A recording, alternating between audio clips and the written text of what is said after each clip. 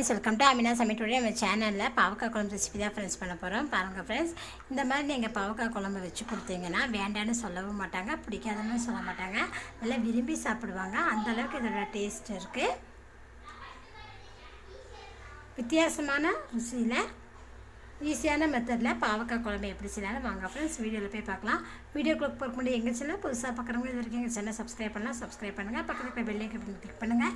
வீடியோவை ஸ்கிப் பண்ணாமல் பாருங்கள். பாவக்காய் குழம்பு பண்ணுறதுக்கு ஒரு கடாயில் 3 டீஸ்பூன் வரமல்லி சேர்த்துக்கலாம். வரமல்லி சேர்த்துட்டு இதை லேசாக வதக்கி விட்டுக்கலாம். லோ ஃப்ளேம்லேயே வச்சு லேசாக வறுத்துக்கோங்க. குருமிளகு லேசாக வறுபட்டதுமே இது கூட 8 வரமிளகாய் சேர்த்துருக்கேன் காரத்துக்கு. கூடவே 1/2 டீஸ்பூன் போல் சோம்பு சேர்த்துக்கோங்க. ரொம்ப அதிகமாக வேண்டாம், 1/2 டீஸ்பூன் போதும். சோம்பு சேர்த்தும் போது பாவக்காய் குழம்பு வந்து நல்லா மணமாக இருக்கும், ருசியாகவும் இருக்கும். லோ ஃப்ளேம்லேயே வச்சு இது லேசாக வறுத்து எடுத்துக்கலாம். பாருங்கள், வரமல்லி, வரமிளகாய், சோம்பு இது 3மே வறுபட்டுருச்சு. இப்போ இது கூட நம்ம தேங்காய் துருவல் சேர்த்துக்கலாம். தேங்காய் துருவல் வந்து நான் இதுக்கு வந்து 3/4 கப் எடுத்துருக்கேன். தேங்காய் துருவல் வந்து நல்லா கோல்டன் ப்ரௌன் கூட வர அளவுக்கு நல்லா வதக்கி விட்டுக்கோங்க.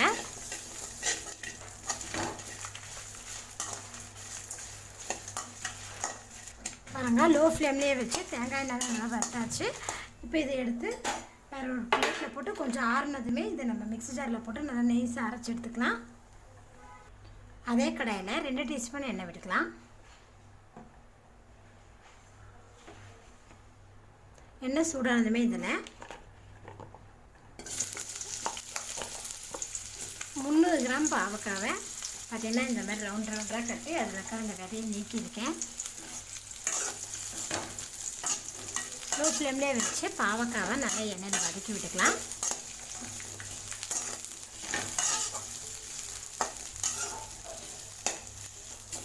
பாருங்கள், லோ ஃப்ளேம்லேயே வச்சு பாவக்காய் நல்லா வதக்கிட்டேன். பாவக்காய் பார்த்திங்கன்னா நல்லா வதங்கியிருக்கு பாருங்கள். இப்போ இதை எடுத்து வேற ஒரு பிளேட்டுக்கு மாற்றி வச்சுக்கலாம்.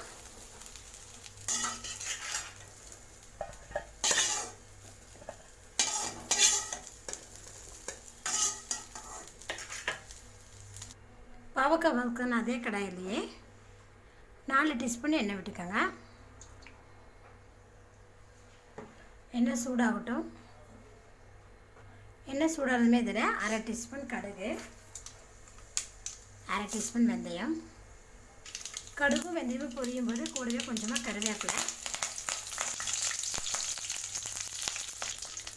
எண்ணெய் நல்லா பொரிஞ்சது. இதில் கொஞ்சமாக பெருங்காயத்தை சேர்த்துக்கலாம்.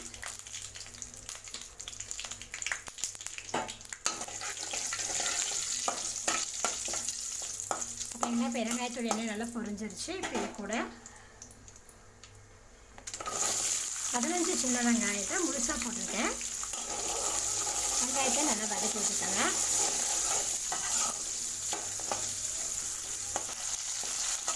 சின்ன வெங்காயம் பாருங்கள் நல்லா வதங்கிடுச்சு. சின்ன வெங்காயம் நல்லா வதங்கினதுக்கப்புறம் இது கூட 5 பல்லு பூண்டை வந்து நான் சின்னதாக கட் பண்ணி வச்சுருக்கேன். இதில் சேர்த்துக்கலாம். இது வந்து ஆப்ஷன் தான். பூண்டு சேர்த்துக்கிட்டிங்கன்னா ரொம்ப நல்லதுங்க, உடம்புக்கும் நல்லது, குழம்பு நல்லா ருசியாக இருக்கும். பாவக்காய் குழம்புக்கு வந்து சின்ன வெங்காயமும் பூண்டும் ரொம்ப ரொம்ப நல்லா இருக்குங்க.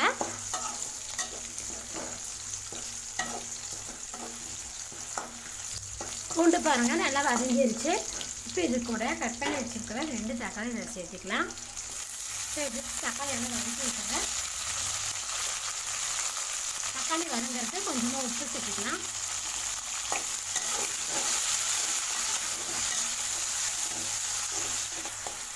தக்காளி சேர்த்து நல்லா வதக்கி விட்டதுக்கப்புறம் இதில் 1/4 டீஸ்பூன் அளவுக்கு மஞ்சள்தூள் சேர்த்துக்கலாம். மஞ்சள்தூள் சேர்த்துட்டு இதை நல்லா மிக்ஸ் பண்ணி லேசாக வதக்கி விட்டுருங்க. தக்காளி மஞ்சள்தூள்லாம் பார்த்திங்கன்னா நல்லா வதங்கிடுச்சு பாருங்கள். இப்போ இது கூட நம்ம அரைச்சி வச்சுருக்கிறேன் மசாலாவை சேர்த்துக்கலாம். பாருங்கள், கொஞ்சமாக தண்ணி சேர்த்துட்டு இது நல்லா நைஸாக பேஸ்ட்டு அரைச்சி எடுத்துருக்கேன். இது கூட மிக்ஸ் பண்ணிக்கலாம். வறுத்தரைச்ச மசாலா சேர்த்துட்டு இது நல்லா மிக்ஸ் பண்ணி நம்ம நல்லா வதக்கி விட்டுக்கலாம். மசாலா பார்த்திங்கன்னா நல்லா வதங்கி எண்ணெய் பார்த்திங்கன்னா தெளிஞ்சு மேலே வந்திருக்க பாருங்கள். இந்த ஸ்டேஜில் நம்ம வதக்கி வச்சுருக்கிற பாவக்காய் சேர்த்திக்கலாம். சேர்த்துட்டு இதை நல்லா மிக்ஸ் பண்ணி விடுங்க.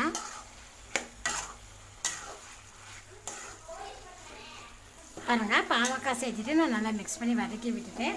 இப்போ இது கூட நம்ம ஒரு லெமன் சைஸ் அளவுக்கு புளிக்கரைசல் சேர்த்துருக்கேன். கூடவே குழம்புக்கு தேவையான அளவுக்கு உப்பு சேர்த்துக்கோங்க. சேர்த்துட்டு இதை நல்லா மிக்ஸ் பண்ணி விடுங்க. பாருங்க, நல்லா மிக்ஸ் பண்ணி விட்டதுக்கப்புறம் இதில் குழம்புக்கு தேவையான அளவுக்கு நம்ம தண்ணி சேர்த்திக்கலாம். சேர்த்துட்டு இன்னொரு டைம் இதை நல்லா மிக்ஸ் பண்ணி விடுங்க. மிக்ஸ் பண்ணி விட்டதுக்கப்புறம் ஹை ஃப்ளேம்லேயே வச்சு இதை ஒரு 5 நிமிஷம் இதை நம்ம குக் பண்ணிக்கலாம். ஏன்னா பாவக்காய்லாம் நம்ம நல்லா வதக்கிட்டோம் இல்லைங்களா, அதனால் 5 நிமிஷம் இதை நம்ம குக் பண்ணால் போதும். 5 நிமிஷம் ஆச்சு. இப்போ பாருங்கள், பார்த்திங்கன்னா எண்ணெயெல்லாம் கொஞ்சம் தெரிஞ்சு மேலே வந்திருக்க பாருங்கள். இது கூட ஒரு டீஸ்பூன் அளவுக்கு நாட்டு சர்க்கரை சேர்த்திருக்கேன். நீங்கள் வெல்லம் கூட சேர்த்துக்கலாம் ஃப்ரெண்ட்ஸ். இது வந்து கொஞ்சம் கசப்பு தன்மை தெரியாமல் இருக்கிறதுக்காக சேர்த்துட்டு இதோட டைம் நல்லா மிக்ஸ் பண்ணி விட்டுருவோம்.